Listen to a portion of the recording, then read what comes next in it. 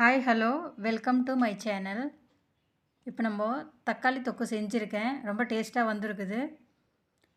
இது இட்லிக்கு சாப்பிட்லாம். ட்ரெயின் ட்ராவல் பண்ணுறவங்களுக்கு பூரி சப்பாத்திக்கு எடுத்துகிட்டு போக இந்த தக்காளி தொக்கு ரொம்ப யூஸாக இருக்கும். வாங்க எப்படி செய்கிறதுன்னு பார்க்கலாம். அதுக்கு தேவையான பொருளெல்லாம் நான் எடுத்து வச்சுருக்கேன்.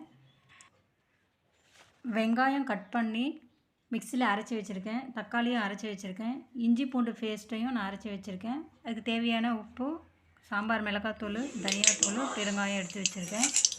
இப்போ எண்ணெய் நல்லா காஞ்சிருச்சு. எண்ணெய் நல்லா காஞ்சதுக்கப்புறம் கடுகு, உளுத்தம்பருப்பு, சீரகம் போட்டணும். அது பொரிஞ்சதுக்கப்புறம் நம்ம எடுத்து வச்சுருக்கிற மிளகாத்தூள், உப்பு, தனியாத்தூளையும் போட்டு நல்லா சூடான எண்ணெயிலேயே நல்லா மிக்ஸ் பண்ணணும்.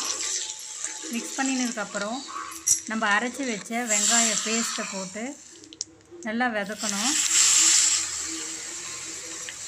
இது நல்லா வதங்கினதுக்கப்புறம் இப்போ நம்ம அரைச்சி வச்ச தக்காளியும் இது கூட சேர்த்து இதையும் நல்லா கிளறி விடணும்.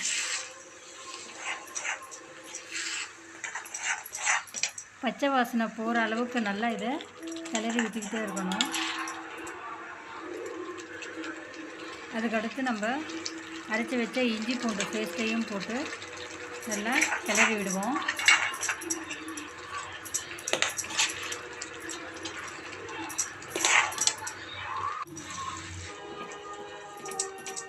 கை எடுக்காமல் கிளறி விட்டுக்கிட்டே இருக்கணும், இல்லைன்னா அடி பிடிச்சிரும்.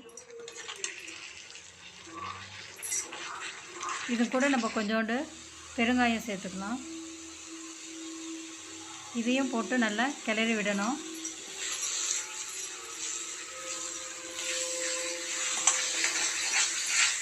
நமக்கு சுவையான தக்காளி தொக்கு ரெடி ஆயிடுச்சு. இட்லி வெந்துருச்சான்னு பார்ப்போம். இட்லியும் ரெடி ஆயிடுச்சு.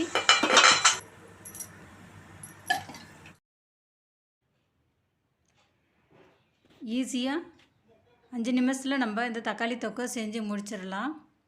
மிக்சியில் அரைக்கிறதுனால நமக்கு ஈஸியாக வேலை முடிஞ்சிடும். சீக்கிரம் எண்ணெயில் வதங்கிடும். பூரிக்கு, சப்பாத்திக்கு, இட்லிக்கு, தோசைக்கெல்லாம் இது ரொம்ப டேஸ்ட்டாக இருக்கும் இந்த தக்காளி தொக்கு. நீங்களும் செஞ்சு பார்த்துட்டு எப்படி இருக்குதுன்னு கமெண்ட்டில் சொல்லுங்கள். Thank you friends. தேங்க்யூ ஃபார் வாட்சிங்.